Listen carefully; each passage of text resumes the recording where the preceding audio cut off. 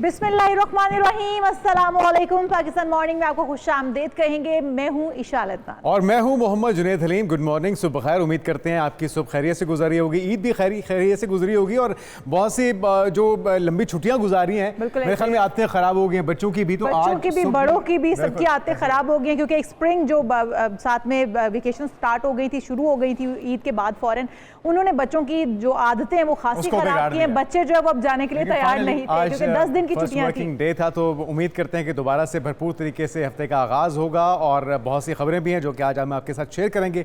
और इसी तरह की खबर ये भी है कि आज वर्ल्ड हेल्थ डे भी है। जनाब, हम बहुत सारी चीज़ों का ख्याल रखते हैं, लेकिन वहीं पर हम अपनी सेहत का ख्याल रखना भूल जाते हैं। हम अपने आप को कहीं ना कहीं कंप्रोमाइज़ कर देते हैं, जबकि सेहत है तो कहते हैं ना, वो जान है तो जहान है। सेहत है तो ही आप तमाम जो रंगीनियां हैं, तमाम लुत्फ जिंदगी के उठा सकते हैं, अगर आप सेहतमंद हैं। खुशियों का मजा भी सेहत के साथ ही आता है। अदरवाइज आपके आसपास मेला लगा हुआ हो, हुजूम हो, अगर आपकी खुदा ना खास्ता सेहत ठीक नहीं है तो फिर आपको कुछ भी अच्छा नहीं लगता। तो अपनी सेहत का बहुत ख्याल रखें और यही मकसद है 1948 में बुनियादी तौर पर आलमी इदारा सेहत WHO जो कि वर्ल्ड हेल्थ ऑर्गेनाइजेशन है, उन्होंने 7 अप्रैल को सेहत का आलमी दिन मनाने की मंजूरी दी थी। और मकसद यही है कि जी लोगों को इसकी अहमियत के बारे में बताया जाए, लोग अपनी सेहत का ख्याल रखना शुरू करें। अपनी सेहत का ख्याल रखिए, अपनी डाइट का ख्याल रखिए। अगर आप सेहतमंद रहेंगे तो ही आप अपनी ज़िंदगी को एंजॉय कर सकते हैं, और अगर आप हेल्थी डाइट लेंगे तो ही आप सेहतमंद रह सकते हैं। और अपने रूटीन टेस्ट होते हैं, चेकअप होते हैं, वो भी आप लाजमी करवाएं, ताकि आपको पता चल सके आपकी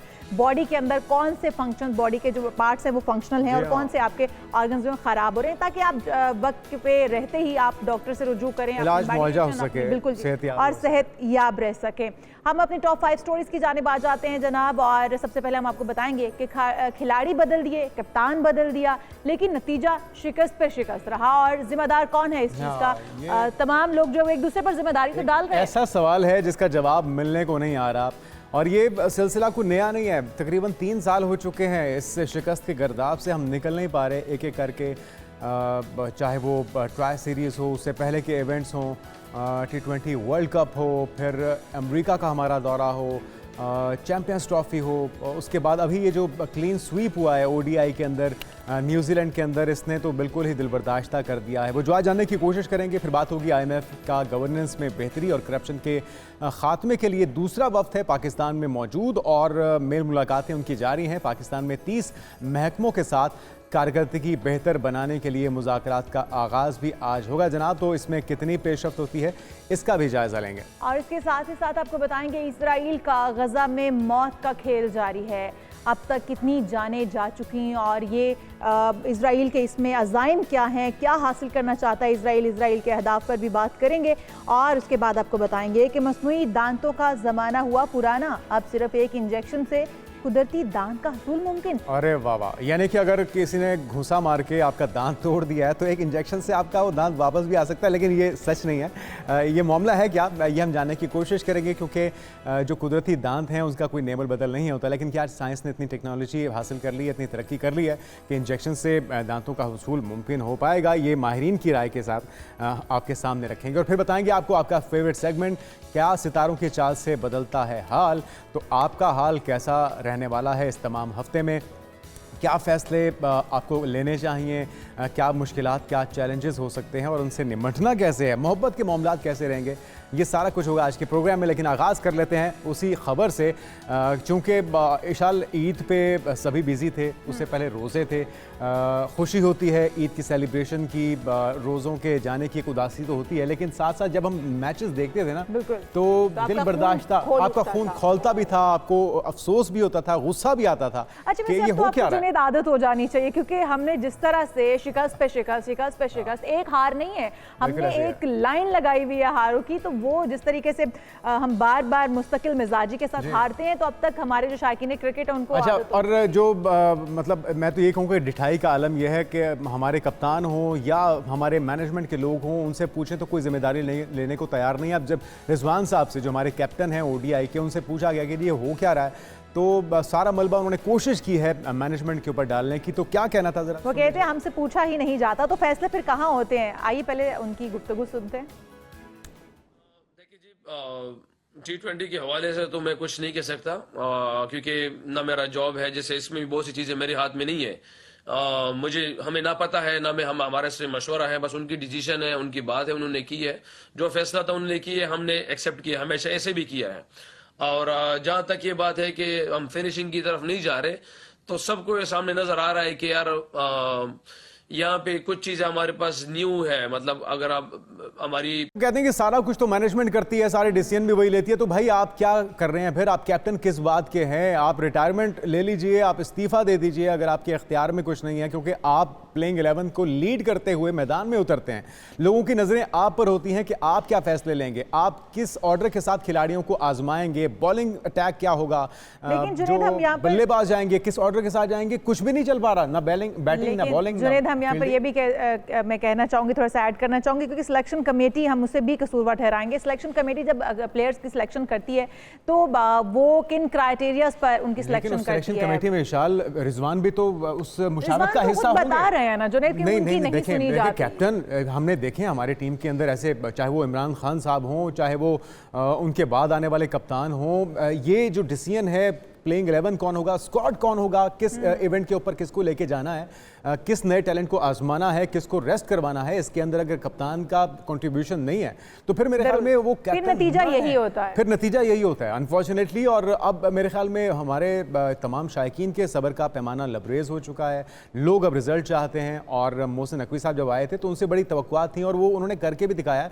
जिस तरह से उन्होंने जो रेनोवेशन के मामला थे, जो स्टेडियम्स को बनाने था, अपग्रेडेशन था, वो महदूद मुद्दत के अंदर उन्होंने रिकॉर्ड कायम किए हैं, बहुत अच्छी बात है। लेकिन जिस तरह से चले हुए कारतूसी मैं कहूँगा कि उनको बार बार चलाने की कोशिश की जा रही है, उन्हीं से उम्मीदें, और फिर कहा जा रहा है कि सीनियर्स होंगे तो काम होगा। इसमें बहुत अच्छे प्लेयर्स हैं भी हमारे पास। लेकिन आप ये देखें विशाल, ये T20 में हम 5 में से 1 मैच जीते हैं और उसमें ऑलमोस्ट सारे नए थे, और जिसके अंदर सीनियर प्लेयर्स थे ODI के अंदर व्हाइट वॉश हो गए, व्हाइट वॉश हुआ है, उसमें क्लीन स्वीप हुआ है। तो आप हम क्या अंदाजा लगाएं कि हमारे जो सीनियर प्लेयर्स हैं वो बिल्कुल नाकारा? इस वक्त सिचुएशन ये है कि कोई एक भी प्लेयर हमारा चल जाए ये नामुमकिन सी बात लगती है, क्योंकि हम अगर बैटिंग को देखें, बॉलिंग को देखें या फील्डिंग को देखें, हम किसी भी शोबे में अपनी कारकर्दगी दिखाने में मायूस को सूरत हाल हमारी नजर आती है।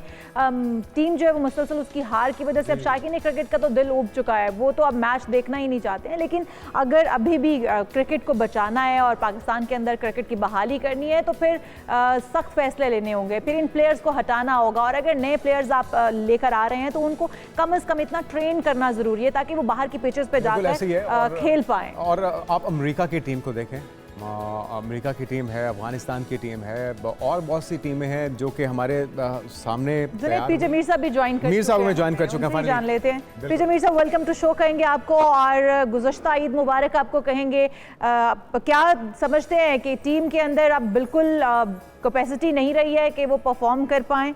मीर साहब को हम लेंगे, हमारा राब्ता उनसे हो नहीं पा रहा, कुछ लाइन के मामलात हैं, राब्ते में खलल पैदा हो रहा है। लेकिन जितने भी एनालिस्ट हैं ये बारहा पॉइंट आउट कर चुके हैं शाल, जो बातें हम कर रहे हैं तमाम ऑप्शंस पे एक बार नहीं 20 बार, दर्जनों बार गौर भी हो चुका है, तजावीज़ भी सामने आ चुकी हैं, लेकिन कान नहीं धरे जा रहे। तो टीम मैनेजमेंट की तरफ से, सिलेक्शन कमेटी की तरफ से कान नहीं धरे जा रहे, ना ही कोई ऐसी तब्दीली हो रही है जिसको देख के लगे कि यहाँ वाकई में। अगर पाकिस्तान को देखा जाए तो पाकिस्तान वनडे क्रिकेट में बहुत ही अच्छा रहा है हमेशा से, और पाकिस्तान में तो वनडे क्रिकेट खेला माजी का किस्सा हो गया ना। और अब अगर हम देखें तो कोई एक भी खिलाड़ी हमारा चल नहीं पा रहा, और तकरीबन कुछ मैचेस तो ऐसे हैं जिसमें 100 के ऊपर तकरीबन ऑल टीम जो है वो आउट हो चुकी थी। हमारे पीजे मीर साहब दोबारा से हमें ज्वाइन कर चुके हैं। पीजे मीर साहब वेलकम टू शो कहेंगे आपको।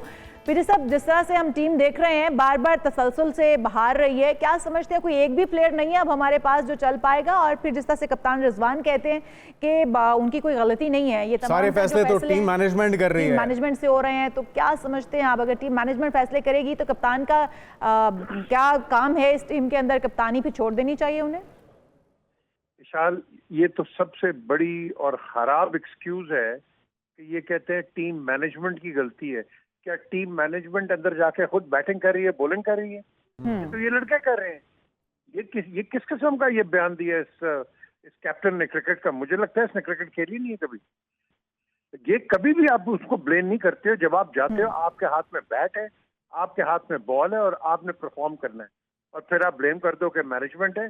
आई थिंक डिसिप्लिनरी एक्शन लेना चाहिए इस कप्तान को। मैं अगर सिलेक्टर हूँ मैं तो उसको ना रखूं कभी भी। क्योंकि लेकिन हमें ये आप बिल्कुल सॉफ्टी से ठीक कह रहे हैं मीर साहब कि इस पे एक्शन होना चाहिए, लेकिन जो बात है जो अरसा दराज से पॉइंट आउट हो रही है सिलेक्शन कमेटी के ऊपर, मैनेजमेंट के ऊपर, जो उनके करने के काम है वो भी तो नहीं कर रहे। देखें, जो भी सिलेक्शन है, अच्छी है बुरी है जो भी है, आपके सामने ये 11 या 15 लड़कों का स्क्वाड है। इसके अंदर अगर ये लड़के उनके सिलेक्शन का मेयार के मुताबिक नहीं उतर रहे हैं, तो इन लड़कों ने सिलेक्शन कमेटी को लेट डाउन किया ना।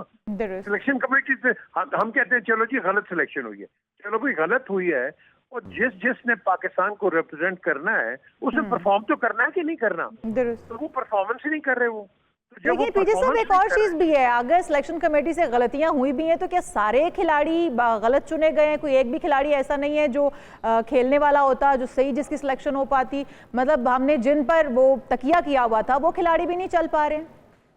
बिल्कुल सही कहा है शाल, बिल्कुल सही कहा है। क्वेश्चन है, जब आपको, मैं कहता हूँ चलो हम एक तंजिया तरीके से बात करें, चलो भाई हमने आपको सिलेक्ट कर लिया, आपको कर लिया, शायद कोई कहेंगे नहीं जी इनको नहीं खेलना चाहिए, इसको खेलना चाहिए।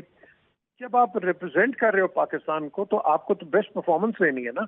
आफ्टर ऑल आप ये तो नहीं हो कि क्लब क्रिकेट से उठा के आपको हमने इंटरनेशनल क्रिकेट में डाल दिया है। ये तो बहुत बड़ी लेम एक्सक्यूज है, और ये कभी भी आप देखोगे कि कोई क्रिकेट बोर्ड है, उनके लड़के कभी इस तरह की बात नहीं करेंगे और बोर्ड को ब्लेम करेंगे।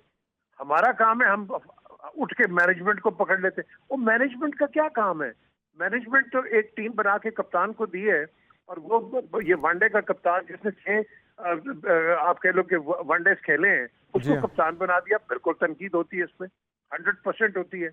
पाकिस्तान का कप्तान 6 मैचेस वनडे खेल के। अच्छा पीटी साहब, अगर मोहसिन नकवी साहब की बात करें, क्योंकि इस वक्त भारी जिम्मेदारियां उनके कंधों पर आयद हैं, और हम देखें तो एशियन क्रिकेट काउंसिल के चेयरमैन भी लग चुके हैं, पीसीबी के चेयरमैन भी हैं, क्या आप समझते हैं यहाँ पर परफॉर्मेंस जो है वो इस कदर बदतर हो चुकी है, वहाँ पर जाके मोहसिन साहब जो है वो नई जिम्मेदारियां जो संभालने वाले हैं, पाकिस्तानी क्रिकेट बोर्ड का पहले ही सत्यानाश हो रहा है, समझते हैं कि यहाँ पर मजीद सूरत हाल खराब हो जाएगी, या दोनों जिम्मेदारियां वो ऐसे तरीके से निभा सकते हैं? ये सेरेमोनियल पोस्ट होती हैं इशाल। देखो ना, नजम सेठी साहब भी उधर रहे, जहीर अब्बास भी रहे, एहसान मानी भी रहे। ये सेरेमोनियल पोस्ट होती है। काम तो वहाँ बोर्ड जो होता है, बाकी जो बोर्ड के मेंबर्स होते हैं, जो आपके गवर्नर्स इनको कहते हैं, बोर्ड गवर्नर्स, काम वो करते हैं। अब बात ये है कि हमारा टिपिकल एक वो होता है एटीट्यूड कि आज ये मोहसिन नकवी चेयरमैन है, इसको रगड़ दो, उससे पहले नजम सेठी रगड़ दो, ज़कात रगड़ दो, कोई भी आता है। यार एक तो मैं आपको बता दूं, ये इतनी इंटरफेरेंस नहीं होती है क्रिकेट के अंदर फ्रॉम द चेयरमैन, जो कि एक जमाने में बहुत होती थी, बहुत होती थी। लेकिन मीर साहब ये फिर फैसले कौन कर रहा है? हमें तो यही कहा जाता है कि जी ऊपर से फैसले आए थे। ये रिजवान साहब भी यही कह रहे हैं कि जी टीम मैनेजमेंट ने जो फैसला कर दिया हमने उसे सर से तस्लीम खम किया, हमारा काम उसे ओबे करना है। तो फिर ये कौन कर रहा है? ये अगर आप जिस तरह आप कह रहे हैं कि जी प्लेइंग 11 हो या स्क्वाड हो, ये सिलेक्शन कमेटी ने चुन दिया, अब उन्हें परफॉर्म करना है, लेकिन अगर वो उनका कैलिपर ही नहीं है, अगर उनसे बॉलिंग नहीं हो पा रही, उनसे बैटिंग नहीं हो पा रही, वो बाउंसी विकेट्स का सामना नहीं कर पा रहे, तो फिर इसके अंदर कसूरवार तो मैनेजमेंट को या सिलेक्शन कमेटी को कहा जाएगा। और ये अभी उनकी सी टीम थी, बी टीम भी नहीं थी न्यूजीलैंड की जिसने वाइट वॉश किया हमें, तो अगर उनकी ए टीम खेलती तो फिर क्या होता? ना, अब तो जेड टीम भी खेले, वो भी आपको रगड़ देगी। द क्वेश्चन इज मैनेजमेंट की। ये लोग किसको मैनेजमेंट कह रहे हैं? इनको कौन क्रिकेट बोर्ड मैनेज करता है? बिल्कुल नहीं करता। इनको अगर कोई लड़का अगर को करता है बोर्ड के अंदर से, वो है सिलेक्शन कमेटी। सिर्फ सिलेक्शन कमेटी इनको सिलेक्ट करती है या डिसिलेक्ट करती है। आप पूरे बोर्ड को उसका तनकीद का निशाना बना रहे हैं कि जो ऊपर से, अच्छा आपको इंस्ट्रक्शंस मिली है, हमें बताएं आप कौन कर रहे हैं, बता दो हमें। देखो ना, जब हम इसकी बात कर रहे हैं और पाकिस्तान की हम बेइज्जती की बात कर रहे हैं, तो फिर हमें आप बता दें एज प्लेयर्स कि आपको किसने कहा है जी कि आप इस तरह करें। अगर आप इतने ही प्रेशर में हैं तो मत खेलें ना। तो पीटी साहब फिर सोल्यूशन क्या है? क्योंकि खिलाड़ी बदल कर देख लिए, कप्तान बदल कर देख लिए, कोई फर्क नहीं पड़ रहा। आप क्या समझते हैं क्या होना चाहिए? क्या इस वक्त की जरूरत है?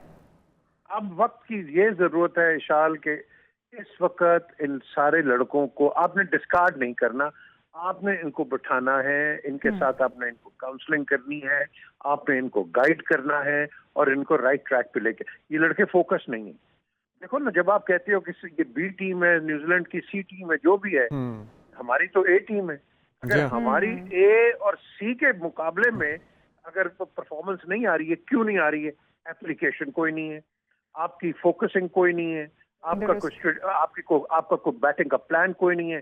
जाके आप देखो किस तरह की शॉटें मार रहे हैं। तो यार पहले अंदर जाके सीधा तो खेलना सीखो। आप जाके एडवेंचरस क्रिकेट खेल रहे हो, उन्होंने खेली है और उन्होंने जो खेली है उन्होंने आपका भुरकस निकाल दिया पकड़ के। इस वक्त तो पीटर साहब पूरे क्रिकेट स्ट्रक्चर पर जो है ना सवालिया निशान उठ रहे हैं कि क्या यही पीसीबी का काम है, जिस तरह से हम खेल रहे हैं यही परफॉर्मेंस अगर रहनी है तो फिर इस क्रिकेट को बंद कर देना चाहिए और इन खिलाड़ियों को घर बिठा देना चाहिए, क्योंकि इतनी भारी सैलरियों पर खिलाड़ियों को रखने के बावजूद भी परफॉर्मेंस नहीं दे पा रहे हैं। बहुत शुक्रिया पीजे मीर साहब हमारे साथ मौजूद थे, साबिक क्रिकेटर। और ब्रेक लेते हैं और ब्रेक के बाद बात होगी मईशत भी हिचकोले खा रही है, उसको संभाला देने के लिए जो IMF मिशन पाकिस्तान में है, आज उनकी क्या मुलाकातें होंगी, क्या पेशरफ्त मुमकिन है, एक ब्रेक के बाद बात करते हैं। Stay with us.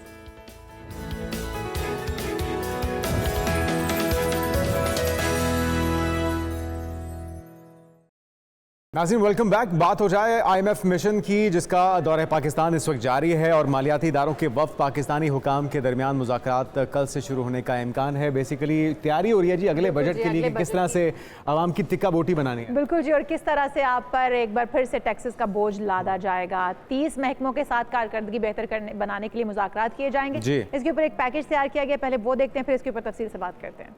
माली साल 2025-26 के बजट की तैयारी। पाकिस्तान की माशी टीम IMF के साथ मुज़ाकरात के लिए तैयार। आलमी मालियाती फंड के मिशन और पाकिस्तान हुकाम के दरमियान मुज़ाकरात से शुरू होंगे। जराये के मुताबिक IMF का 2 माह के दौरान पाकिस्तान में गवर्नेंस में बेहतरी और करप्शन के खात्मे के लिए दूसरा मिशन है। IMF वफद 30 महकमों के साथ कारकर्दगी बेहतर बनाने के लिए बातचीत करेगा। जराये ने बताया कि IMF टीम वजारत खजाना, स्टेट बैंक और FBR मंसूबा बंदी कमीशन और निजकारी कमीशन के हुकाम से मुज़ाकरात करेगा। इसके अलावा audit general, NAB, FIA, OGRA, NEPRA, PTA, banking sector, construction और चीनी के शोबे में मुसाबकती जायजे समेत दीगर उमूर पर भी बातचीत होगी।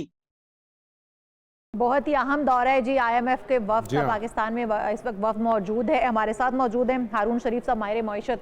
वेलकम टू शो कहेंगे हारून शरीफ साहब आपको।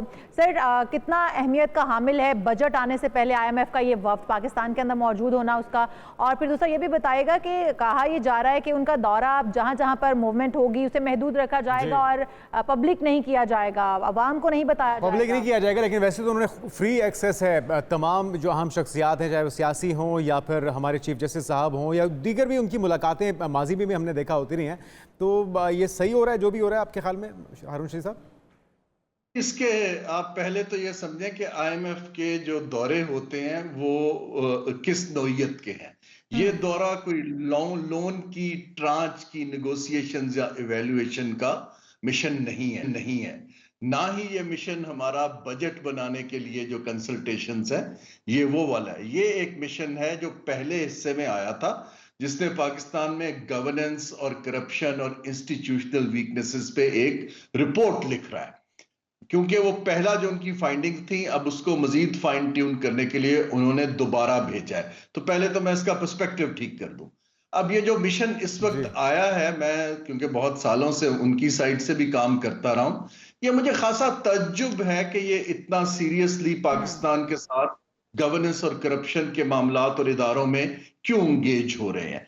IMF का हिस्टोरिकली कोई तजर्बा नहीं है किसी भी मुल्क के अंदर गवर्नेंस और इंस्टीट्यूशनल स्ट्रेंथनिंग का, क्योंकि वो तो बैलेंस ऑफ पेमेंट सपोर्ट का इदारा है। तो फिर ये हारून शरीफ साहब, ये जो आप ये कह रहे हैं कि उन्हें तजर्बा नहीं है, तो फिर उन्हें इन इख्तियारात इतने दे देना कि वो मुलाकातें भी कर रहे हैं, फैसला साजी के अंदर भी किरदार अदा करेंगे, तो ये हमारी तरफ से क्या ये फैसला दुरुस्त है इस तरह की चीजें उनके इख्तियार में देना? जी ये बिल्कुल दुरुस्त नहीं है। और पाकिस्तान का जो वहां वॉशिंगटन में एग्जीक्यूटिव डायरेक्टर का ऑफिस है, ये उसकी नाकामी है। मैं बिल्कुल साफ कह रहा हूं, क्योंकि यहां पर वो हमारी इजाजत से आते हैं ना। आप उनसे सवाल करें कि आपने कितने मुल्कों में गवर्नेंस ठीक की, आप क्यों जा रहे हैं? आप ये वॉशिंगटन बैठ के एक रिसर्च बेस्ड स्टडी क्यों नहीं कर लेते? बिकॉज आप किसी मुल्क में जाते हैं, अब कल को आप अपनी फाइंडिंग के ऊपर वो अपना जो प्रोग्राम है उसके प्रायर एक्शंस के अंदर इसको ट्रांसलेट कर देते हैं, तो पाकिस्तान के लिए मजीद कॉम्प्लिकेशंस हो जाएंगी। आईएमएफ ने अपनी कभी गवर्नेंस और क्या कहते हैं इसकी ट्रांसपेरेंसी के ऊपर स्टडी नहीं की, तो ममालिक के अंदर अरे मैं तो उसको बड़ा ओपनली क्रिटिसाइज कर रहा हूं, लेकिन क्योंकि हमारे मुल्क ने ये साइन ऑफ किया है कि जी आप आइए और कर लीजिए, तो अब हमारे पास तो डिफेंस नहीं है। अब वो एक रिपोर्ट कर रहे हैं, अब उसको ट्रांसपेरेंट भी नहीं बनाया जा रहा क्योंकि इसके ऊपर एक मीडिया का और एक पॉलिटिकल नैरेटिव बनता है। तो और ये इसके ऊपर हारून साहब, इसके ऊपर ये भी कहा जा रहा है कि कवर्ड रखा जाएगा, किसी किस्म की मीडिया को भी एक्सेस नहीं दी जाएगी कि आईएमएफ वफद किससे मुलाकातें करता है, कहाँ जाता है, और फिर उसके बाद जो है ये पब्लिक से बिल्कुल कवर्ड करके रखा जाएगा। क्या ये छुपाना ही एक वजह है? जिस तरह से हम देख रहे हैं आईएमएफ का तसलसल से एक असर रसूख बढ़ रहा है और हर एक चीज़ के अंदर इंटरफेरेंस हो रही है, और अब जो फैसले पाकिस्तान के अंदर मजीद होने जा रहे हैं किसी भी शोबे के अंदर, उनमें भी उनकी मुदाखलत होनी है, इसलिए इसको कवर रखा जा रहा है। जी देखिए, ये तो आईएमएफ का फैसला नहीं है, ये तो हुकूमत पाकिस्तान का फैसला है कि अवाम को और की स्टेक होल्डर्स को कॉन्फिडेंस में क्यों नहीं लिया जा रहा। देखिए ना, ये जो आपका सवाल एमिनेट हो रहा है वो इससे हो रहा है कि एक इंफॉर्मेशन का गैप है। ये इंफॉर्मेशन का गैप फिल करना फाइनेंस मिनिस्टर और उनकी टीम का काम है कि आप ट्रांसपेरेंटली बताएं कि ये मिशन की ये टर्म्स ऑफ रेफरेंस है, ये एक रिपोर्ट बनेगी, हमने इसकी क्यों इजाजत दी और अब हम इसको कैसे हैंडल कर रहे हैं। क्योंकि ये नैरेटिव नहीं आ रहा, ये कम्युनिकेशन नहीं हो रही, तो मुख्तलिफ तरह की क्यास आराइयां हो रही हैं। ये ना आईएमएफ के लिए अच्छा है, ना मुमकिन अहदाफ क्या होंगे हारून साहब? अनसर्टेनिटी बढ़ती है। आईएमएफ के मुमकिन अहदाफ क्या होंगे इस बार, क्या होने जा रहा है? क्योंकि हम तो ज़हनी तौर पे तैयार ही होते हैं, हर बजट में कुछ नया बॉम्ब फूटेगा, तो इस बार किन किन सेक्टर्स को हिट किया जा सकता है? जी, आईएमएफ जो है बड़ा क्लियरली उन्होंने अपना जो पिछला रिव्यू किया है उसके अंदर उन्होंने कहा है कि आपने अपना टैक्स नेट जो है वो रियल एस्टेट के ऊपर, ट्रेडर्स के ऊपर और जो नॉन टैक्स सेक्टर्स हैं वहां पर बढ़ाना है। अब उसकी कानून साजी तो कुछ की गई है, लेकिन और रिटेलर्स के ऊपर अब ये अगर तो उसमें हम 6 माह में कोई दिखा पाते हैं बजट में कि बजट करेंगे कितना नंबर के ये हम रिसीव करेंगे टैक्सेशन।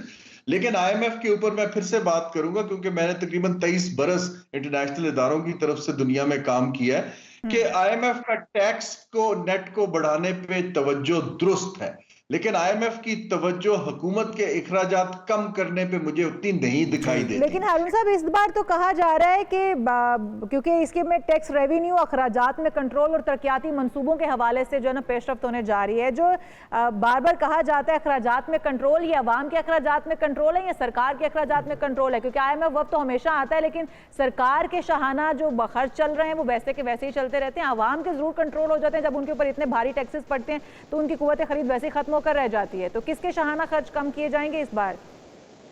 जी, ये गवर्नमेंट ने तो वो कमेटियों पे कमेटियां बना रहे हैं। अंग्रेज कहते हैं कि जब आपने किसी काम को मौखर करना हो तो आप कमेटी बनाते हैं, जब आपने ना करना हो तो आप कमीशन बना देते हैं। The question is not committees and commission.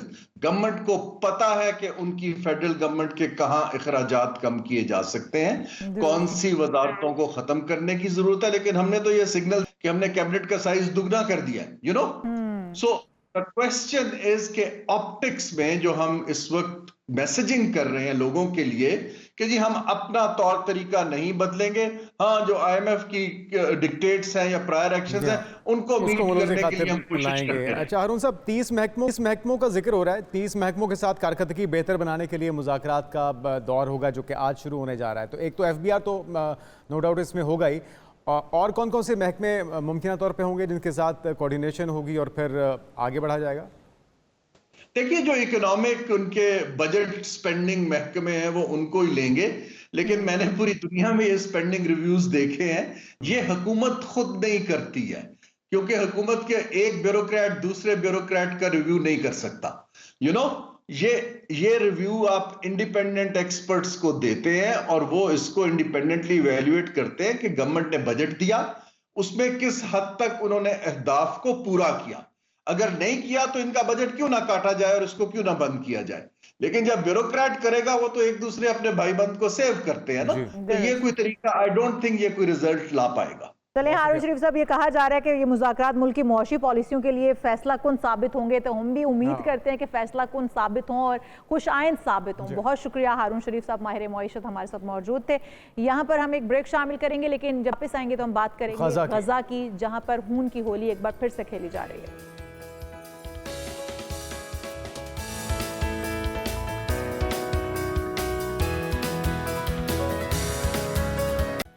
Welcome back, good morning. उम्मीद करते हैं आपकी सुबह खैरियत से गुजर रही होगी। और अभी जो टॉपिक है बहुत ही अहम है और सभी कोशिश करते हैं कि डिसिप्लिन ज़िंदगी में पैदा हो जाए, लेकिन मुझे नहीं लगता कोई कोशिश करता है। नाकामी का सामना ही करना पड़ता है, लेकिन इसकी वजूहात क्या है? और डिसिप्लिन इंतहाई ज़रूरी है, लेकिन हमारे पाकिस्तानियों के लिए नामुमकिन सी चीज़ है। हम तसव्वुर ही कर सकते हैं कि हम डिसिप्लिन, घर से बाहर निकलते हैं आपको हर चीज़ बेहंगम और बेतरतीब नज़र आती है। यही वजह है कि हम इतने पीछे हैं दुनिया से शायद। और अगर हम वैसे देखें दुनिया का पूरा निज़ाम, तो वो एक डिसिप्लिन पर ही चल रहा है। अगर हम दिन और रात का आने और जाने का सिलसिला देखें, या फिर हम कुदरत की निशानियाँ देखें, हम कहकशाओं का झुरमट देखें, हम हर चीज़ देखें, तो कोई एक चीज़ भी डिसिप्लिन से हमें इधर से उधर नज़र नहीं आती है।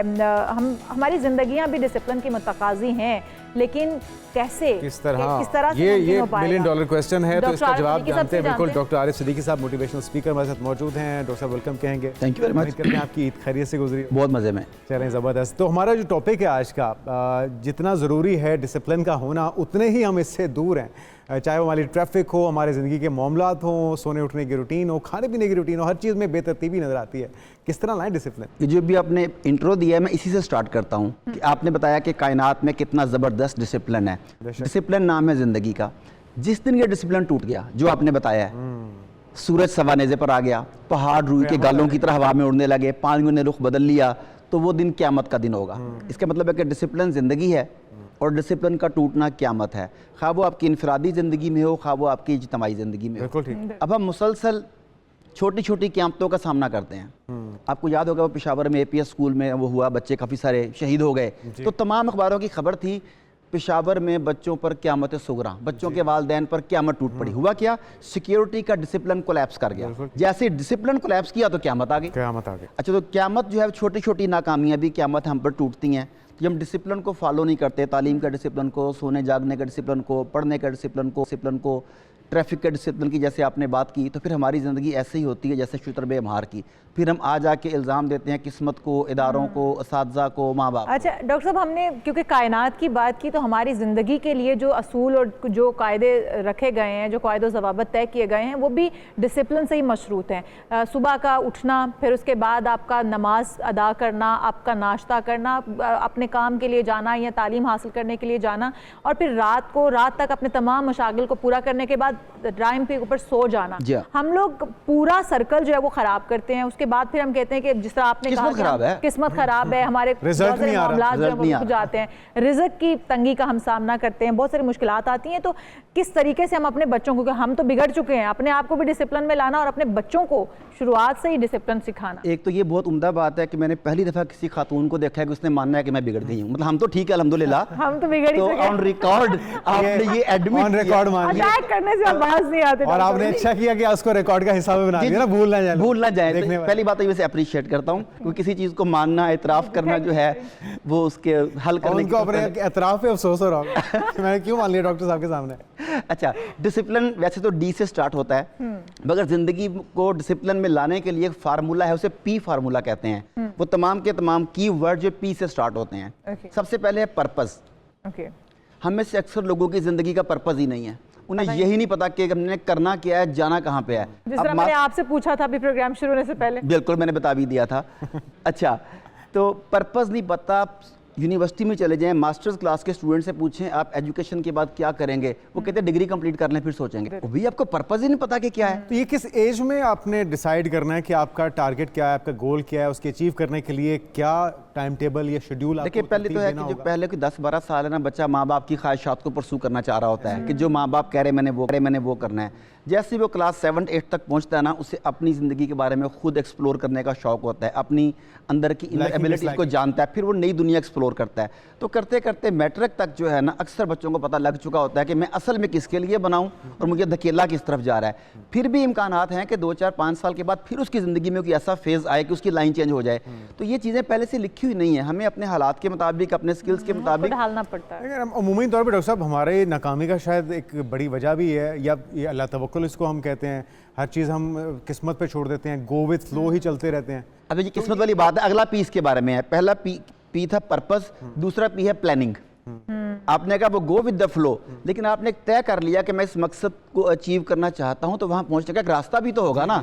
उस रास्ते में मुख्तलिफ स्टेप्स होंगे, उसकी खास तैयारी चाहिए होगी, ज़्यादा चाहिए होगा। तो पहला है पर्पस, दूसरा है प्लानिंग, फिर तीसरा है प्रायोरिटाइजिंग। कि मेरी जिंदगी में बेशुमार चीजें हैं, तो इस मकसद की तरफ जाने के लिए मुझे पहले क्या करना है, बाद में क्या करना है और कौन सी चीजें छोड़नी है।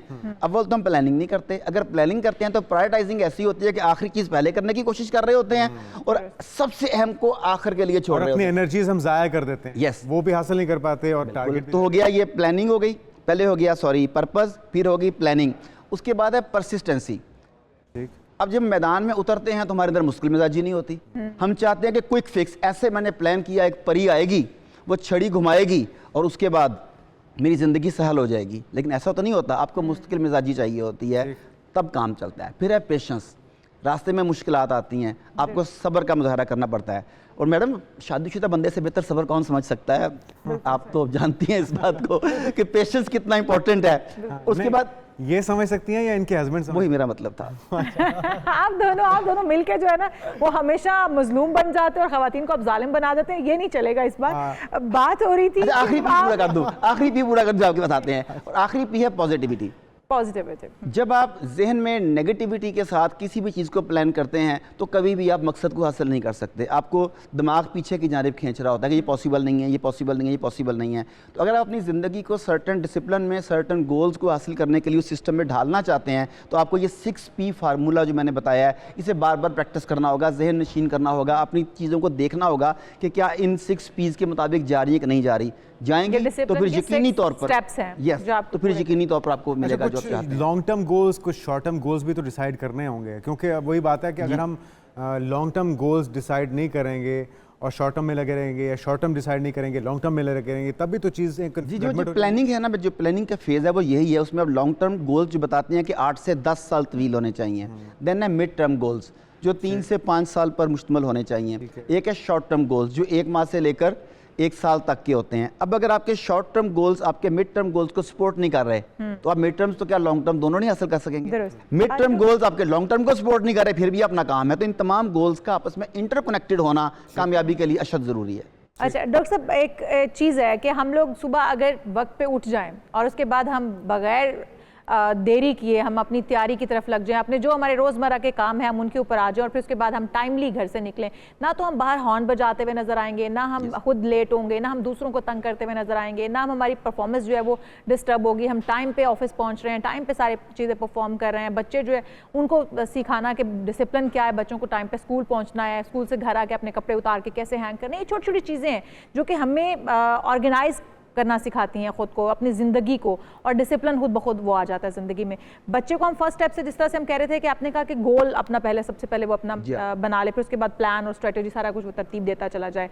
एक छोटा बच्चा है, नौमौलूद बच्चा है, उससे कैसे स्टार्ट लिया जा सकता है कि बच्चा, उसको कुछ समझाने या सिखाने की जरूरत ही ना पड़े, वो बच्चे को आप इस तरह की ट्रेनिंग दे रहे हैं, माँ की गोद से उसे मिल रही है कि वो बच्चा डिसिप्लिन जो वो लेकर आप सोसाइटी में। पेरेंट्स जो है वो रोल मॉडल है ना। अब खाने को ही ले लें, बच्चे ने खाना खाना है या दूध पीना है, जो भी करना है, माँ बाप ने भी खाना खाना है, घर में बहन भाई हैं उन्होंने भी खाना खाना है। वो अपने बिस्तर में खाना खा रहा है, वो ज़मीन पे बैठ के खा रहा है, वो टेबल पे बैठ के खा रहा है, वो सोफे पे बैठ के खा रहा है। अगर बच्चे ने देखा हो घर में हमेशा खाना डाइनिंग टेबल पर बैठ कर खाया जाता है, अपने बर्तन उठा के किचन में खुद रखे जाते हैं।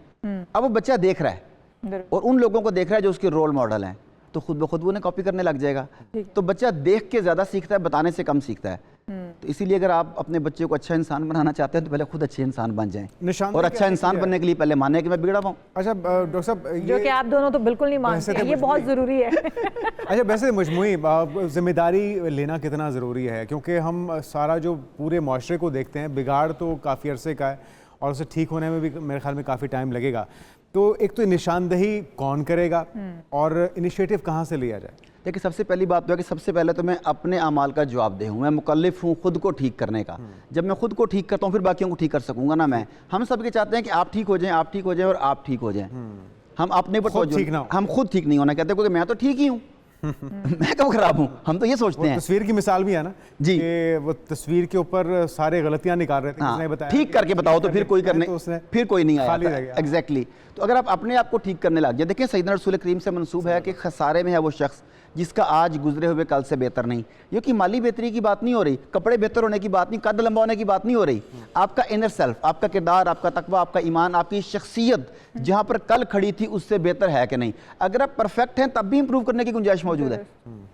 और सीखने का अमल तो कब्र तक जारी रहता है और आपको अपने अंदर बेहतरी लाने, डे बाय डे आप बेहतर से बेहतर होते चले जाते हैं। वही जो आपने बात की, अपने नफ्स को बेहतर करना, अपने किरदार को बेहतर करना। हम लोग अपनी ज़ाहिरी कदो-कामत को बढ़ाने में लग जाते हैं, हम अपनी ज़ाहिरी जो शख्सियत है उसको बढ़ाने में लग जाते हैं, हम अपने इनर पर तो काम ही नहीं करते हैं।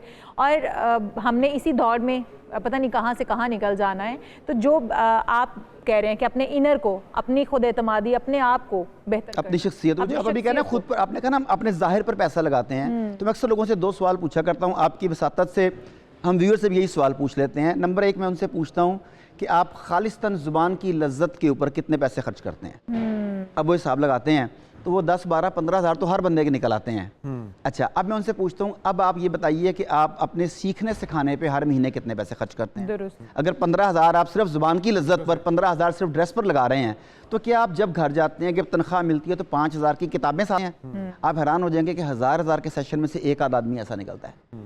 दूसरा सवाल मैं उनसे पूछता हूँ कि जो आपका टाइम है, इस टाइम में से कितने % टाइम आप सेल्फ डेवलपमेंट के लिए खर्च करते हैं। सेल्फ डेवलपमेंट मेकअप या कपड़े नहीं है, वो किताब पढ़ना, ट्रेनिंग लेना, खुद को ग्रो करना, वो जिसे कहते हैं सियाने बैठना, जो समझदार लोग हैं उनकी कंपनी में उस पर कितना स्पेंड करते हैं, तो वो खाली हैं, इसी वजह से ग्रो नहीं कर रहे। तो खुदा अपने आप को टाइम देना शुरू करें, अपनी ग्रूमिंग करें, सही जगह पे इन्वेस्टमेंट कीजिए और उसके नताइज आने में कुछ टाइम तो लगेगा, लेकिन बिलाखिर वो नताइज दूरस होंगे और आपके बच्चे यकीनी तौर पे, वो जो हम बार बार बात करते हैं कि बताने से नहीं सीखेंगे, आपको देख के सीखेंगे। और एक डिसिप्लिन सोसाइटी आप तभी बना सकते हैं जब आप उनके लिए खुद रोल मॉडल बनेंगे। बहुत शुक्रिया शामिल करते हैं, बहुत शुक्रिया आपका। और नाज़रीन, ब्रेक के बाद बात करते हैं एक बड़ा मसला जो कि हल हो गया जी। अगर आपके दांत किसी ने तोड़ दिए हैं तो किस तरह से आपने एक इंजेक्शन की मदद से दांत लगवाने हैं, ये बताएंगे आपको, लेकिन एक ब्रेक के बाद नहीं मजा आएगा। Stay with us.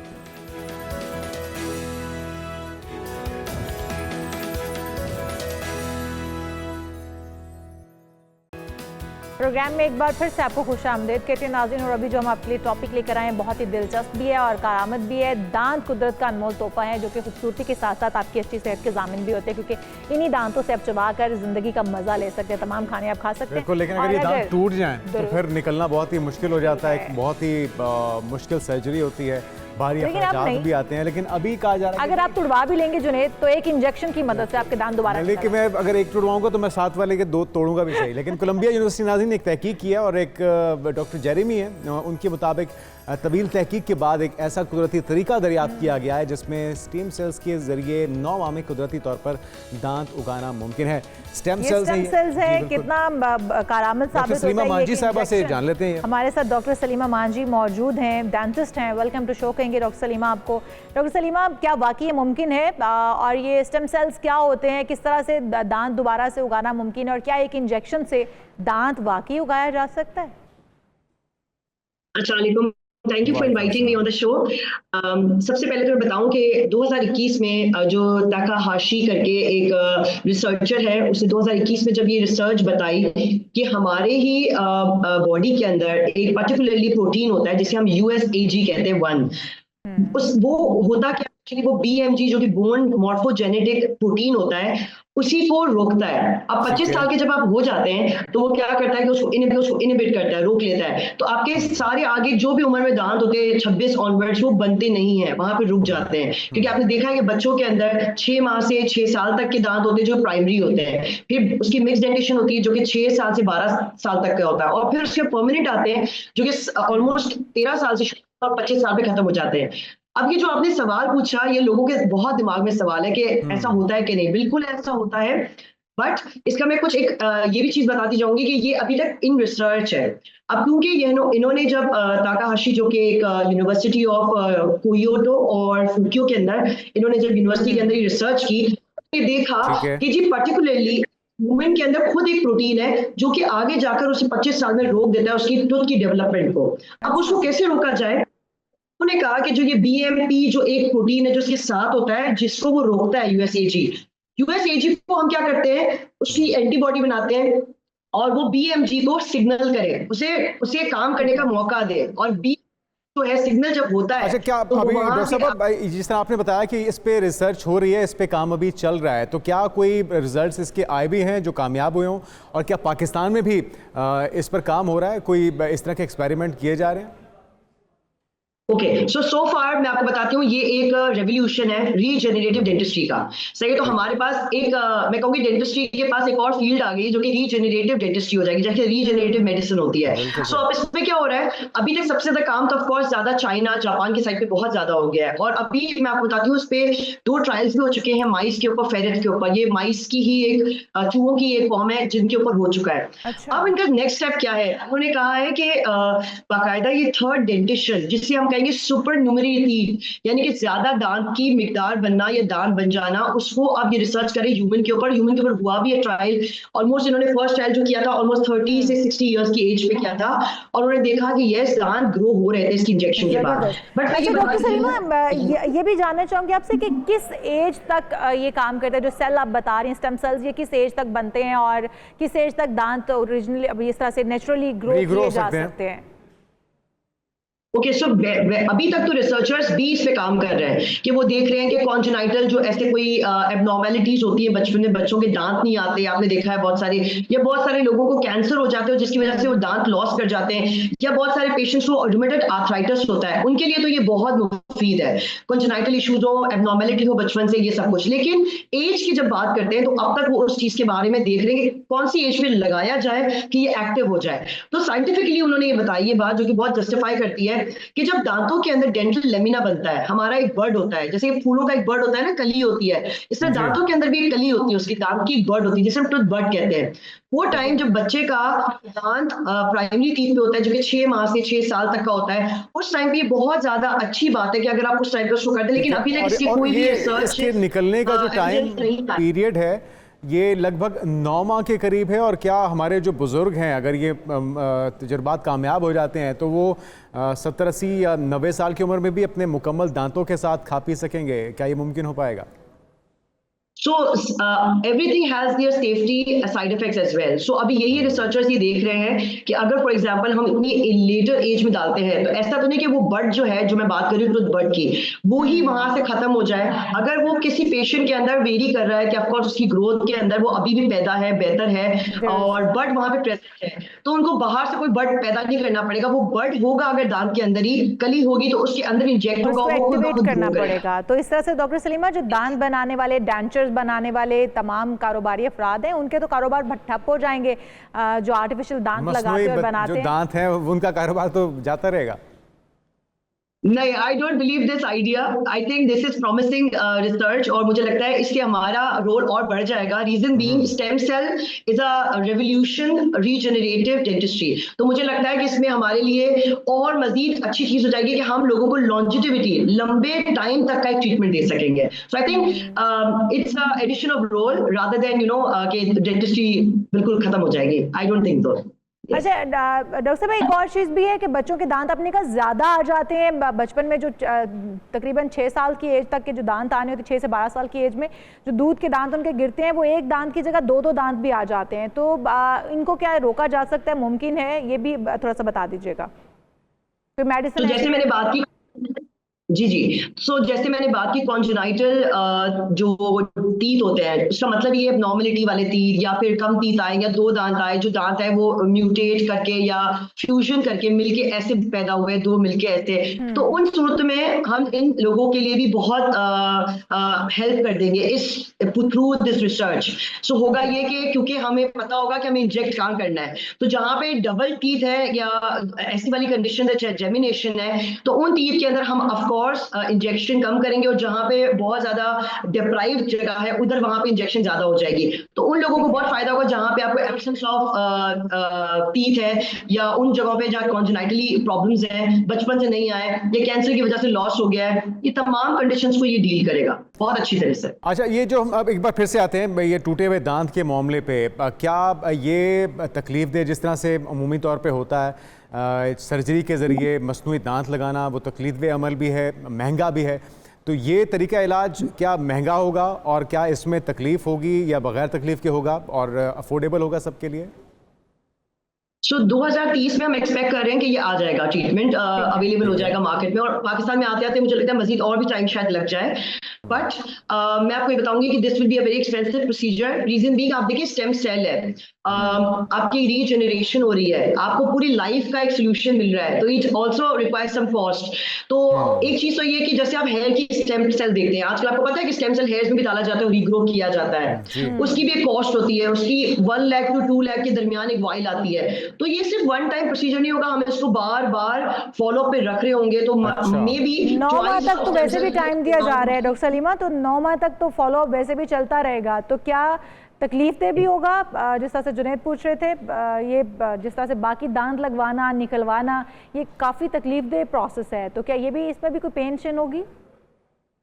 बस आपको इंजेक्शन लगेगी, जैसे कि स्टेम सेल के अंदर हम वाइल डालेंगे जो सोल्यूशन होगा, और सोल्यूशन के थ्रू आपके दांत के अंदर ब्लड के अंदर जाएगा। जब ब्लड के अंदर चला गया तो ऑफकोर्स इंजेक्शन का पियर्सिंग पेन तो होता है जो आपको इंजेक्शन का होता है, that is the only pain you have to bear, otherwise कुछ भी इसके अंदर नहीं है। और मैं आपको बताऊं कि जो मैं आपको बता रही हूँ बार बार, USAG जो एक प्रोटीन है जिसको हम रोक रहे हैं और BMP को हम प्रमोट कर रहे हैं, ये सिर्फ एक दांतों के काम पे बात नहीं करता, मैं आपको बताती हूँ किडनी के ऊपर ये काम करता है और किडनी के डिजीजेस को प्रमोट करता है।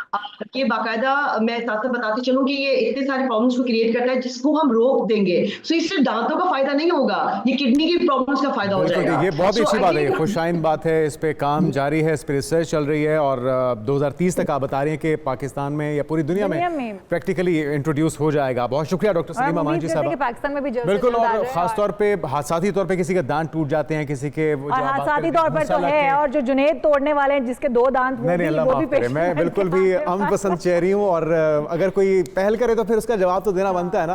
लेकिन जो हमारे बुजुर्ग हैं खासतौर पे, ये उनके लिए बहुत बड़ी ब्लेसिंग हो सकती है। बुजुर्गों को बड़ा मसला होता है जब वो बुजुर्गी की उम्र में पहुंचते हैं, चबाने में गोश्त हो या कोई भी आप नॉर्मल गज़ा भी नहीं, बहुत अच्छी एक इनोवेशन है, एक इजाद होने जा रही है, एक दरियाफ्त होने जा रही है, और इसके लिए कोशिश जारी है, एक्सपेरिमेंट्स चल रहे हैं। अभी भी कोलंबिया यूनिवर्सिटी में इसके ऊपर रिसर्च हो रही है। हम यहाँ पर एक ब्रेक शामिल करते हैं, आपका हिम्मत जाएगा, दीगर अहम इश्यूज अभी भी बाकी, और आपको बताएंगे कि आपके सितारे क्या कहते हैं। Stay with us.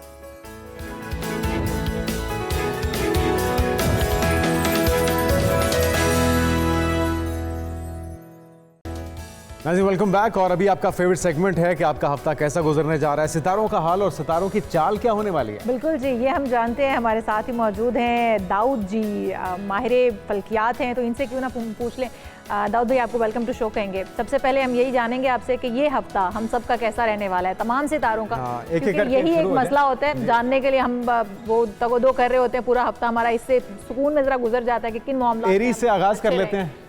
एरीज, सबसे पहले आपका शुक्रिया, आपने माशाल्लाह ईद के बाद ईद का सामान बनाया हुआ है, और वीकली होरोस्कोप बहुत अहम होता है। देखें, आपने प्लानिंग करनी होती है पूरे वीक की, तो तमाम स्टार्स की एनर्जी क्या नज़र आती है। सबसे पहले बात करते हैं एरीज बुर्ज हमल वालों की। 21 मार्च था 20 अप्रैल डेट ऑफ बर्थ। तो story of the week tarot card से देखते हैं एरीज वालों की इस वीक की स्टोरी ऑफ द वीक क्या नज़र आती है। तो देखें, कुछ चीज़ों से मुतल्लिक़ बहुत पॉजिटिविटी है, आगाज़ बड़ा ज़बरदस्त नज़र आता है। सुस्त रवि आपके मामलात को ख़राब कर सकती है, सुस्ती नहीं करनी। और अगर आपके काम हैं तो अपने बड़ों और बुज़ुर्गों के साथ मशवरे से करें। पुराने काम होने के भी चांसेस नज़र आते हैं। अपनी नींद को पूरा करें, चीज़ों को अपने सर के ऊपर सवार बिल्कुल नहीं करना, और कुछ नया भी कर सकते हैं, लेकिन जज्बा और हिम्मत चाहिए। पढ़ने के लिए आप लोगों के लिए या अल्लाह या रहमान इस वीक में खुला, बहुत ज़बरदस्त। नेक्स्ट हॉरोस्कोप है बुर्ज सौर, डेट ऑफ बर्थ 21 अप्रैल था 21 मई। तो देखते हैं जी बुर्ज सौर वालों की, टॉरस वालों की इस वीक की स्टोरी ऑफ। अच्छा, पाइसेस आप मिस कर गए हैं बीच में से। पाइसेस एंड पे आएगा। अच्छा, एरीज, टॉरस और जेमिनी, कैंसर, ठीक है, पाइसेस एंड पे। ठीक है, अभी सौर की बात बुर्ज है, ठीक सौर, है। बुर्ज सौर वालों की इस वीक की स्टोरी ऑफ द वीक क्या नजर आती है? तो बुर्ज सौर इस वीक की स्टोरी ऑफ द वीक।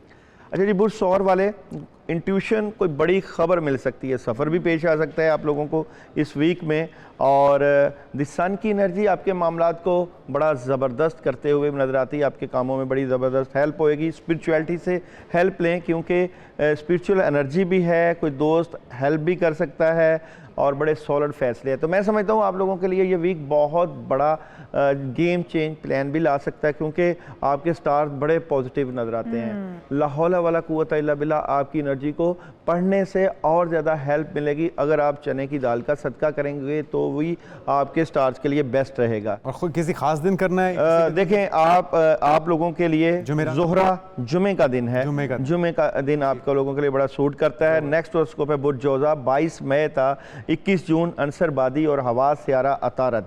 देखते हैं जी बुर्ज जोजा वालों की इस वीक की स्टोरी ऑफ द वीक क्या नजर आती है।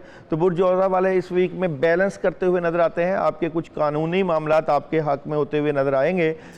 आप लोगों को क्लैरिटी मिल जाएगी अपने मामलात से मुतल्लिका, और ख़बरें इंट्यूशंस बहुत ज़बरदस्त रहेगी। और मैं समझता हूँ कि ये वीक प्लानिंग का वीक है। इस वीक को आप मज़ीद बेहतर करने के लिए ला इलाहा इल्ला अंता सुब्हानका इन्नी कुन्तु मिनज़ ज़ालिमीन खुला पढ़ें, बहुत ज़बरदस्त हेल्प रहेगी। नेक्स्ट हॉरोस्कोप है कैंसर, और डेट ऑफ बर्थ है 22 जून तक 23 जुलाई और सियारा कमर। देखते हैं जी कैंसर वालों की इस वीक की स्टोरी ऑफ द वीक क्या नजर आती है। तो कैंसर वाले प्रेशर ना लें किसी बात का, प्रेशर आपके मामलात को ख़राब कर सकता है। कैंसर वालों को आपकी फैमिली से मुतल्लिका बहुत पॉजिटिविटी, अगर जिन लोगों की शादियों के इशू हैं वो सॉल्व हो सकते हैं, माली मामलात लोगों के सॉल्व होंगे, हालात में बेहतरी आएगी। अगर आप बाहर का सफ़र करना चाहते हैं ये लोग, तो बाहर का सफ़र भी कर सकते हैं। जिनकी शादियां हो चुकी हैं, दूसरी की भी नवीद है। नहीं, जिनकी शादियां, उनकी शादियों में खुशहाली आएगी, मोहब्बत बढ़ सकती है, सोलमेट आपस में ठीक हो सकते हैं, और बातें अपने तक कुछ रखने की कोशिश करेंगे, और कहीं ना कहीं डबल माइंडेड भी नजर आते हैं। ठीक है। अच्छा जी, जिनकी शादियां हो चुकी हैं वो परेशान ना हो, अगर अल्लाह आपकी दूसरी शादी करवाएं तो आप बैलेंस कर लेंगे। अच्छा जी, नेक्स्ट हॉरोस्कोप है लियो, बुर्ज असद, 24 जुलाई तक 23 अगस्त सियारा शाम्स नाम का आगाज बीम और टे से। तो लियो वालों की इस वीक की स्टोरी ऑफ द वीक क्या नजर आती है, टैरो कार्ड से देखते हैं। तो लियो वाले इस वीक में कामों को तो बहुत ज़बरदस्त लेकर चलेंगे, हर तरह की इंट्यूशन है, लेकिन कहीं ना कहीं जो नया काम शुरू करेंगे वहाँ पे लिख पढ़ ज़रूर कीजिएगा, क्योंकि चीटिंग होने के भी मामलात नज़र आते हैं, और ये धोखेबाज किसी भी मामले में हो सकती है। याद रखिएगा, जज्बाती नहीं होना, जज्बातियत मामलात को ख़राब करती है। लियो वालों के साथ ये मसला है। और दूसरा ये कि मायूसी से बचें, लेकिन दुनिया आपसे प्यार करेगी, मोहब्बत करेगी, क्योंकि दी लवर्स का कार्ड भी आपके एनर्जी में मौजूद है। तो अगर आपसे मोहब्बत करती है तो अपनी बातें अपने तक रखें, मोहब्बत में सब कुछ सबको बताना नहीं आता। तो जनाब, पढ़ने के लिए या रहमान आप लोग 50 टाइम रोजाना पढ़ सकते हैं, बहुत अच्छी एनर्जी रहेगी। नेक्स्ट हॉरोस्कोप है विर्गो, बुर्ज सुम्बला, 24 अगस्त तक 23 सितंबर डेट ऑफ बर्थ। विर्गो वालों की इस वीक की स्टोरी ऑफ द वीक क्या नजर आती है। तो विर्गो की बात करें तो विर्गो वाले माली मामला से मुतल्लिका जरूर एहतियात करें, ज्यादा फजूल खर्ची नहीं करनी। और देखें, आप ही नहीं रहे ना। और यहाँ पे यह है कि आप अपनी फैमिली को भी वक्त दें, और यहाँ पे अगर आपके पास काफ़ी काम है तो उनकी प्लानिंग करें, सुस्ती नहीं दिखानी, ज़्यादा से ज़्यादा कामों में हाथ डाल लेना है। और मैं समझता हूँ कि पुराने काम होने के चांसेस भी नजर आते हैं। सेहत का भी ज़रूर ख्याल करें और कुछ नया करने की प्लानिंग भी करें। मैं समझता हूँ आपको वॉक नहीं छोड़नी चाहिए, वॉक भी करनी चाहिए, और मामलात को बैलेंस लेकर चलना चाहिए। औज़ बिल्लाहि मिनश शैतानिर रजीम का विर्द आपके लिए पढ़ना बहुत ज़बरदस्त, शैतान को दूर भगाते रहें। नहीं, शैतानी असरात को दूर भगाते। अच्छा। लिब्रा बुर्ज में जान अंसर हवा, डेट ऑफ बर्थ 24 सितंबर था 23 अक्टूबर। आप लोगों के लिए फ्राइडे का दिन बहुत ज़बरदस्त है। तो देखते हैं जी लिब्रा वालों की इस वीक की स्टोरी ऑफ द वीक क्या नजर आती है। अच्छा, लिब्रा वालों का कप है, कामयाबी है, बैलेंस है, और लेकिन कुछ बातें दिल पे लेके आप अपने मामला ख़राब ना कीजिएगा, डिसार्ड ना हो, और थर्ड पार्टी सिचुएशन एंजॉय भी करेंगे। अच्छा, ये जो तीर लगे हुए होते हैं इसका मतलब होता है कि डिसार्ड हो सकता है, दिल टूट सकता है, कोई तंग कर सकता है, घर में कोई ऐसी बात करेगा जिसकी वजह से ये पता वैसे आपको भी है, जानबूझ के आप पूछ रही हैं। देखे ना, तीर दिल पे तीर लगना परेशानी आ सकती है, नेगेटिविटी आ सकती है। नहीं, आपको वैसे क्या लगा था दिल पे तीर लगने का? दिल पे तीर मार भी तो सकता है बंदा, जरूरी थोड़ी खाना ही है। आप जैसा बंदा तीर मारेगा। पॉजिटिव सोच है, मारने के बारे में सोच रहे हैं। जनाब आयतल कुर्सी पढ़िएगा 2 मरतबा रोजाना, बड़ी अच्छी हेल्प रहेगी। नेक्स्ट हॉरोस्कोप है स्कॉर्पियो बुर्ज अकरब वाले, और आंसर जो है वो आप लोगों का आप भी है। मंगल का दिन बड़ा लकी है आप लोगों के लिए इस वीक में भी। स्कॉर्पियो वालों की इस वीक की स्टोरी ऑफ द वीक, आप कार्ड्स की एनर्जी आप काफी समझ चुके हैं। तो अच्छा, नॉर्मली मंगल जो होता है वो मांगलिक होता है। हाँ, यहाँ पे स्कॉर्पियो वाले एहतियात से लेकर काम करें, शुरू से ही एहतियात करें, जज्बाती ना हो, और नेगेटिविटी और उदासी मामलात को डिस्टर्ब कर सकती है। मैं समझता हूँ कि सारे मामलात को प्यार और मोहब्बत से डील करें, रूहानियत से हेल्प लें, प्रेशर ना लें, नेगेटिविटी आ सकती है। पेशेंस बड़ा ज़बरदस्त होना चाहिए, लेकिन पढ़ने के लिए आप लोगों को सूरह इखलास पढ़नी चाहिए, और सदका आप लोगों को ट्यूसडे को करना चाहिए गोश्त का। बिल्कुल। नेक्स्ट हॉरोस्कोप है सेजिटेरियस बुर्ज कौस वाले, और आप लोगों के लिए थर्सडे बहुत अहम है। थर्सडे आपको जो है वो सदका भी बता देता हूँ, मगर सबसे पहले सेजिटेरियस वालों की इस वीक की स्टोरी ऑफ द वीक की बात करूँ तो सेजिटेरियस वाले बैलेंस करते हुए नज़र आ रहे हैं, अपने मामलात को मुतल्लिका संभाल रहे हैं, पुरसकून तरीके से मामलात को लेकर चलेंगे इस वीक में। और प्रेशर होगा कहीं ना कहीं, खासकर फैमिली का प्रेशर ले सकते हैं, लेकिन आपके मामलात बड़े ज़बरदस्त होएंगे, क्योंकि आपकी रूहानियत और ज़ाहरी दुनिया दोनों में बेहतरी है। स्टार बहुत सपोर्ट दे रहे हैं, बातें अपने तक रखेंगे। अच्छा, या जल जलाली वल इकराम का विर्द आप लोगों के लिए इस वीक में बहुत ज़बरदस्त एनर्जी लेकर आएगा। नेक्स्ट है जी कैप्रिकॉर्न।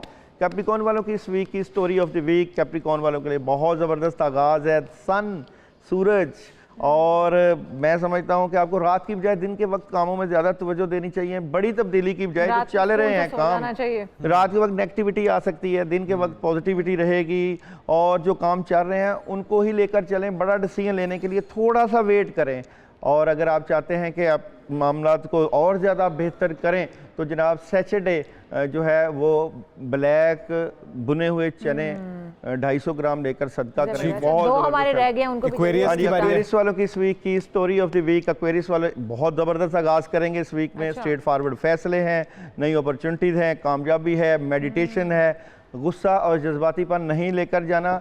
मामला स्मूथली जिस तरह आप जियो और जीने दो पे चलते हैं उसी से ही आपकी कामयाबी मिलेगी। और आखिरी में और बुर्ज हौत वालों की, अब आपका वो स्टार बुर्ज हौत, अच्छा जी, बुर्ज हौत वालों की इस वीक की स्टोरी ऑफ द वीक तो बहुत ज़बरदस्त हेल्प है, कामयाबी है, बड़े फैसले हैं, और नींद को पूरा करना है, सेहत का ख्याल करना है, वाक ज़रूर करनी है, और रिलेशन से मुतल्लिका और कोई कलाम हो उसको कोई कलाम बता दीजिए, क्योंकि आपने सबको मशवरा दिया। हाँ जी, बुर्ज हौत वाले इस वीक में या लतीफ़ का विर्द करें, क्योंकि मोहब्बत से मुतल्लिका नेगेटिव एनर्जी को दूर किया जा सकता है। ज़बरदस्त। अच्छा जी दाऊद भाई, इस बार इस हफ्ते में तमाम सितारे जो हैं वो अच्छे रहेंगे, उनका हफ्ता अच्छा रहेगा।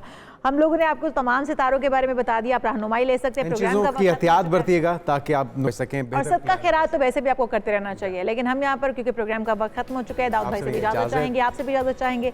अल्लाह हाफ़िज़।